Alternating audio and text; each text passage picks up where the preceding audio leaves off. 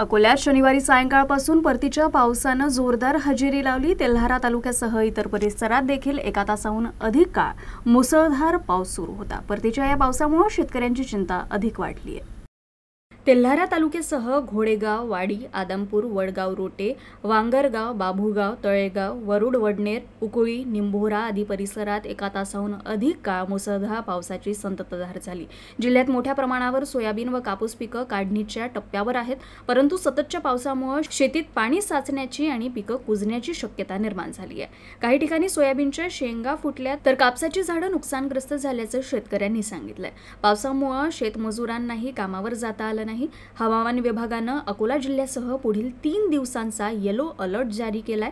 यामुळे जिल्ह्यातील नागरिकांनी आणि शेतकऱ्यांनी सावध राहण्याचं आवाहन करण्यात आलंय। शेतकऱ्यांना आपल्या काढणीसाठी तयार पिकं झाकून ठेवावीत, साठवलेलं धान्य सुरक्षित स्थळी हलवावं आणि पिकांचं संरक्षण करावं असा सल्ला कृषी विभागानं दिलाय। दरम्यान जिल्ह्यातल्या अनेक ठिकाणी वीज पुरवठा खंडित झाला असून महावितरणच्या पथकांकडून दुरुस्तीचं काम सुरू आहे। पावसाचा जोर ओसरल्यानंतर प्रशासनाकडून पिकांचे पंचनामे करण्याची शक्यता आहे।